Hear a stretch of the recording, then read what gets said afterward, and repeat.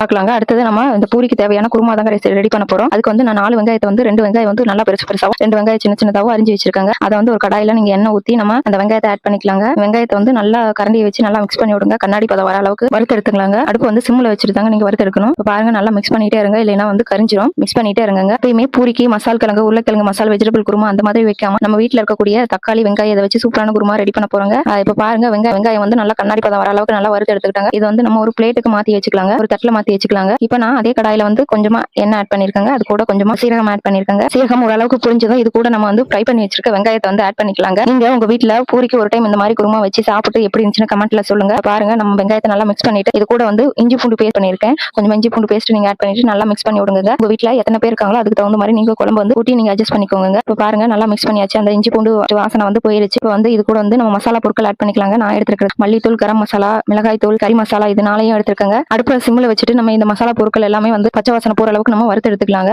நல்லா மிக்ஸ் பண்ணிட்டே இருங்க, இல்லைன்னா வந்து அடி பிடிச்சுக்கோங்க. இப்போ இது கூட வந்து 2 தக்காளி வந்து நம்ம ஜார்ல போட்டு நான் வந்து நல்லா ஃபைன் பேஸ்டா வந்து அரைச்சி எடுத்துருக்காங்க. அதை அந்த விழுதை வந்து ஆட் பண்ணிக்கலாங்க. இப்போ தக்காளி விழுதை ஆட் பண்ணதுக்கு அப்புறம் நல்லா பண்ணிக்கிட்டே இருங்க. நல்லா மிக்ஸ் பண்ணி விட்டீங்க அப்படின்னா இந்த அளவுக்கு கெட்டியா இருக்குங்க. இது கூட உங்களுக்கு தண்ணி தேவைப்பட்டா நீங்க ஆட் பண்ணிக்கோங்க. இது கூட நம்ம குழம்புக்கு தேவையான அளவுக்கு உப்பு ஆட் பண்ணிக்கலாங்க. நல்லா உப்பு ஆட் பண்ணதும் நல்லா மிக்ஸ் பண்ணி விடுங்க. பாருங்க நல்லா கொதி வருது. இப்போ இந்த ஸ்டேஜ்ல வந்து நான் வந்து ஒரு பாக்கெட் தயிர் வந்து ஆட் பண்ணிருக்கேங்க. நல்லா புளிப்பு இல்லாத தயிரை ஆட் பண்ணிக்கோங்க. தயிர் சேர்த்ததுக்கு அப்புறம் அந்த குழம்பு வந்து மிக்ஸ் பண்ணி விடுங்க. உங்களுக்கு வீட்டுல எத்தனை பேர் இருக்காங்களோ அந்த பேருக்கு தகுந்த மாதிரி நீங்க வந்து குழம்பு கூட்டி அட்ஜஸ்ட் பண்ணிக்கோங்க. எங்க வீட்டுல 4 பேருக்கு தகுந்த நான் குழம்பு வச்சிருக்காங்க. நல்லா மிக்ஸ் பண்ணிட்டே இருங்க. சட்டுன்னு ஒரு 10 நிமிஷத்துலயே இந்த குருமா வந்து ரெடி பண்ணிக்கலாங்க. இப்போ பாருங்க ஒரு கொதி வருது. குழம்பு வந்து மேல எண்ணெய் பிரிஞ்சு வர அளவுக்கு நல்லா கொதிக்க விடுங்க. இதை கரெக்டான ஸ்டேஜ். எண்ணெய் பிரிஞ்சு வந்ததுக்கு அப்புறம் அடுப்பு ஆஃப் பண்ணிட்டு நீங்க வந்து சர்வ் பண்ணிக்கலாங்க. நம்ம குருமா ஈஸியான டக்குன்னு ரெடி பண்ணக்கூடிய குருமா ரெடி ஆயிருச்சுங்க. நீங்களும் கண்டிப்பா இந்த குருமா ரெசிபியை ட்ரை பண்ணி பார்த்துட்டீங்க அப்படின்னா டெய்லியுமே நீங்க பூரி வைக்கப்பலாம் இதே மாதிரி குருமா தாங்க ரெடி பண்ணுவீங்க. வெறும் சிம்பிளான ஒரு சைடிஷ் தாங்க, சூப்பரா இருக்கும். கண்டிப்பா ட்ரை பண்ணி பாருங்க. ஓகே.